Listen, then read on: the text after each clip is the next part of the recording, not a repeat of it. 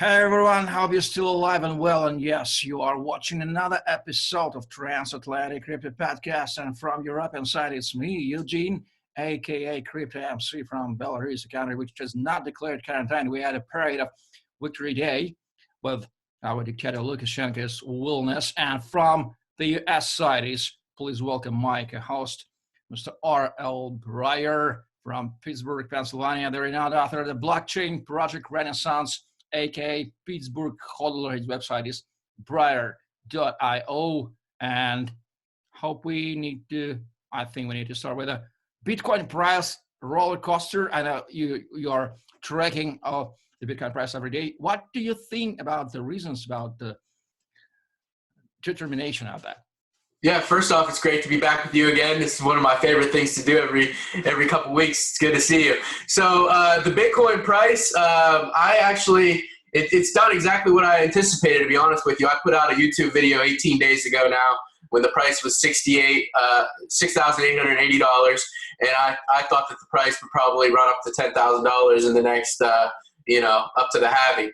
And then sometime around this time, I anticipated maybe the day of or the day after, miners would start to take profits because of their situation. A lot of miners will get wiped out with the block reward halving, and maybe they're front running that a little bit, and that's why we saw the pullback. But I put out a tweet yesterday at rbreyer23 on Twitter that I sort of I saw as we hit like 10,100 or 10,000. $50 in that range a couple of days ago, and then we pulled back to 9,800, and then we back tested 9,600 US dollars. And I sort of I put out a tweet asking if this was it, whether we were out of steam and maybe going to back test 8,300 or even 7.8K. And then, I think that might last. We'll be in this 7.8 to 8,000 to 10K range for maybe 2 or 3 months, and then I expect the real fun to start. I still think that this bull market that we're in now started on 8 February 2019. I don't think it hasn't ended, and I think it'll run till early 2022 or late 2021. So I think the price is probably where it should be. We're free market guys, so the price is what the market determines it should be, right? Well, it sounds fancy when economics-oriented guys are talking about the fiat price in the economy. Now, the fiat money, they are self-destroying area, and they have been built architecturally like the self-destroying instrument. So we are in a new reality. And I wanted to ask you about some historical points. This week, we all over the world, we have celebrated the 75th anniversary of victory of coalition of allies on the Nazi Germany in 1945. We know what does it mean for us, for former Soviet people in our area, not regarding how modern politicians are using this event for their dirty political goals. But I wanted to ask, like you are an insider from American side, what does it mean for average American people? We know United States had contributed a very, very lot in this victory. And what does it mean for average American people, the victory in the Second World War? Yeah, Americans don't particularly celebrate a specific day like the end of the war or anything like that. Most of that stuff's just done on Independence Day, even though that was our, the beginning of the United States or whatever. But there's no particular day that we celebrate. People just, still talk about World War II a little bit. I actually had a conversation about World War II with a family member yesterday, but it wasn't anything in particular to the end of the war or anything, just about how, the United States got in near the end and, just about the weaponry and all that stuff. But a lot of Americans are so focused on the present. They don't look at, a lot of them aren't exactly historical scholars, in my opinion. So yeah, that's definitely something interesting to look at. I will say, in terms of, like you were talking about fiat currency, just to add one thing to that, I was looking at the national debt for the United States before we got on here, and we cracked, since you and I talked last, we cracked the United States government has broken $25 trillion debt just on the balance sheet items. It's probably closer to 200 trillion if you account for everything. But yeah, so we're adding, the United States government's adding about $1 million a minute is what something close to that. So it's just unbelievable how much debt they're adding. And the clock, you can just watch the clock spinning every minute, another $1 million to the national debt. So that just can't go on in perpetuity. Well, what other events were maybe thinking, or how to say, people that said in the blockchain space you would like to mention in our today's episode? What is still happening in the crypto space in generally, I think? Yeah, well, Ethereum 2.0, we could mention that. They're on the brink of that. I'm interested in what they're going to do with that. Smart contracts, I know a lot of people are one, they're either in Bitcoin or they're in one or the other. But I'm interested in everything, and then I'm also interested in Link that we've talked about a little bit. I'm still researching that a lot, watching Sergey Nazarov, their creator and CEO, do a lot of his talks. He did a couple in the last few weeks, and I listened to those. I think Chainlink is going to provide us all great service, and the efficiency of the blockchain space isn't where it should be yet, but I think we're heading into a market where in the next decade everything is just going to be so much more efficient, and it's going to grow up before our eyes, a lot like the internet and stuff, where the internet has constantly been in a process of scaling. At first it was like you could just do email or write a Word document on your computer, and then eventually you were getting pictures. You could upload pictures and do basic gaming, and then after that you could do a little bit of like voiceover, talking, or video chats like we're doing, but it wasn't very good. The quality wasn't good, and it just scaled. It was just a constant breaking it and scaling. So I think that all the combination of just all of these brilliant people working together is going to be just, the value is going to be immense. Well, I want to ask you, what was the year you first had known about the internet, and what was the internet in the United States this year? Do you remember? I started in perhaps 1999 in university first. I saw the first website. And you? Yeah. I think the first time I was on the computer was probably 1996, this 97-ish. And then my first website, I actually was able to find it through one of those time machine websites where it copied like the front page of your website. You can find these old archive sites. And I actually built my first website when I was 12 years old. I think it was 1998, something like that, 99, in that area.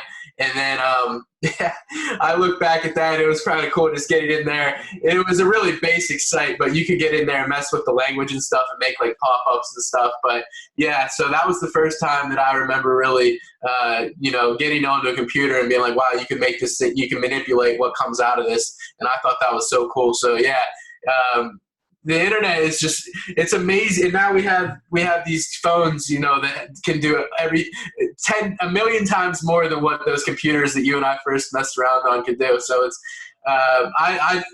that's another reason I'm so interested in Mimblewimble. We can talk about that for a second too, if that's all right. And privacy coins is because they utilize a cut-through process that allows for blocks to be more efficient than like the Bitcoin blockchain. So I think that over time we're going to be able to do mobile blockchain computing. So everybody will have a node in their pocket, and they'll be able to verify everybody's transactions on the move and their own. So I think that's really the end game of this whole thing, is that we're going to be able to take, really take a bank in our pocket. Well, now I very, very appreciate that in your, how to say, in your phrase. I have a good insider from American side, because today is a very good Q&A, because too many questions regarding United States events are in my head. First of all, of course, you know who Pavel Durov is, the founder of Telegram Messenger. Right, yeah. I know a little bit about that. I don't know a ton, but I know a little bit about it, yeah. He's natively Russian. He was born in St. Petersburg, the city I have lived for 10 years. He created the famous Russian social media VKontakte, or vk.com.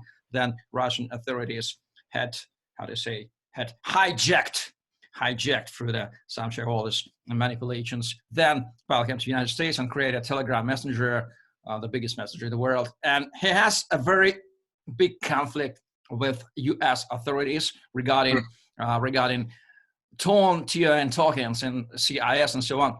And do you have any ideas? Do you track the situation? What did you hear about Pavel Durov's conflict with United States government? Because Pavel Durov treats United States like its business enemy, actually. No?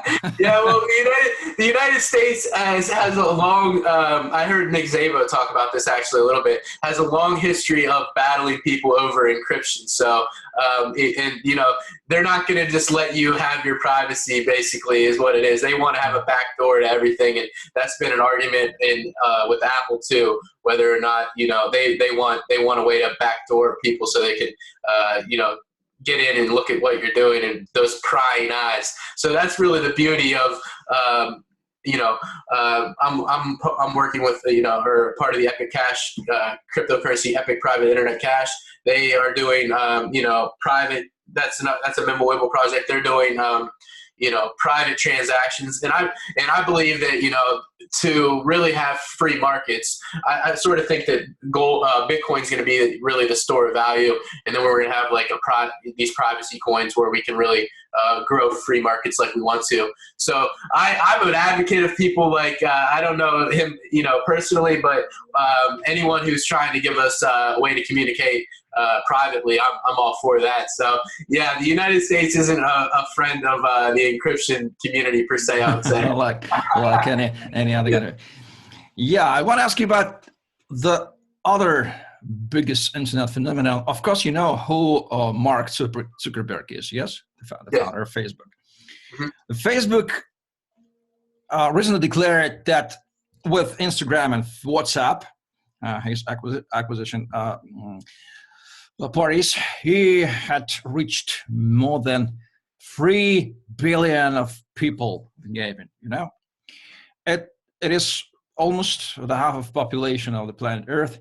Do you American people treat Facebook like your, national treasure? For example, we in Russia, we treat the famous gas exploring company Gazprom. Maybe you have heard. We call it the national, the national treasure, because Russia, the raw material country. And Facebook, maybe Apple and other big companies, because America is the country of big businesses. Maybe we don't know exactly, but that's our hypothesis. Maybe Americans do treat Facebook like its national treasury. Do they or don't? Or Facebook is one of the hundreds of companies Americans are proud of? That's an interesting question. I think in the early years, maybe that was more the case. Mark Zuckerberg, it was a brilliant idea, but I went under. I've gone on to delete the account under my real name, so I'm on there under a pseudonym personally. I know there's a lot of privacy infringements on there, so I don't, and it's just one of those things where it has probably created a lot of value for the world, and I think you and I met on there. So, but it's just one of those things where it just depends on, I think, a lot of age too, what age bracket you're in. Maybe the older generations still get on there a lot, and I think they sort of see it as that sort of value that you're talking about. But I think more of our crypto currency, real cypherpunk idea, Austrian school guys. We lend ourselves, or Twitter lends itself more to us. So, but yeah, I think that I think that Twitter is more of that for me. But it just depends. I think that's more of a subjective thing. But it is a big thing. I don't watch television, but I think that they might still do ads on television, like the Super Bowl or something, maybe. And that's obviously like a big event in the United States. So, but yeah, that's an interesting question. But it's just part of the. It's not like the monolithic one or anything like that. Like you said, in the United States, there's a lot of big businesses, but it is. It definitely has 3 billion of the however, almost half the population of the world on there. So as far as the data, data collecting and stuff like that, that's also ripe for corruption. So I try to give them as little as possible. I think maybe Mark Zuckerberg actually does not own Facebook anymore, because this is too big social media, and it couldn't be so that one shareholder can use so big power. Governments love to, because he competes with governments. He competes with governments for influence. And one more thing I want to ask you today in today's episode. Famous Russian-speaking journalist and blogger named Yuri Dudz, and my Russian-speaking friends are recognizing right now. He recently published his film or movie about the Silicon Valley. We know what Silicon Valley is. It's a very cult place, renowned place. It had been a really cult place in 1960s, and now modern Silicon Valley is not like the Silicon Valley in 1960s. But how do you American people treat Silicon Valley? Do you think that Silicon Valley is the epicenter of innovation, or maybe the reputation of Silicon Valley had been changed a lot? Tell us all your viewpoint on Silicon Valley. That is a great question. That's one of the best questions I think you've ever asked me. And you know what? I'm actually watching the Silicon Valley TV series right now. I do watch Netflix sometimes, and at night I'll do my work and I'll put that on. I don't know if you've seen it or not. It's a show on it's on HBO or something like that, but I'm getting it up through Netflix. Nevertheless, so the way I view Silicon Valley is like it was that place where all of the bright tech minds went in the maybe 70s, 80s, 90s and stuff like that. But as we get into more of the blockchain era, it's interesting. I don't think it has the draw maybe that it once had. The world has become so decentralized just in the last decade, just since 2010, and things like Facebook have had a lot to do with that. So like I said, Facebook isn't binary. It's not bad or good. It's just kind of there, in my opinion. But Silicon Valley is, obviously Apple and all that stuff came out of there, but I don't know. I don't know if it's going to have the same impact moving forward that it's had over the prior decades or not. But that's a really good question, because it is it does have that sort of like legacy to its name. Well, man, I'm totally satisfied today, because I had wondered all the question. Interesting for me and for my Russian-speaking friends. So, ladies and gentlemen, how cool is it to have friends with today's internet in 2020? We even could not dream 20 years ago that very simply by clicking a couple of clicks and by mouse, we may find friends and we may talk with them about things which are we interested in. And we, of course, we are interested in freedom and cryptocurrency and blockchain and also economics, and hope you too. Stay tuned. Watch the next episode of Transatlantic Crypto Podcast. Eugene Romanenko, CryptoEmcee from European side, and my guest, R.L. Breyer from the US side. Stay tuned and see you in the next episode of Transatlantic Crypto Podcast. Stay tuned. Stay liberty. Bye.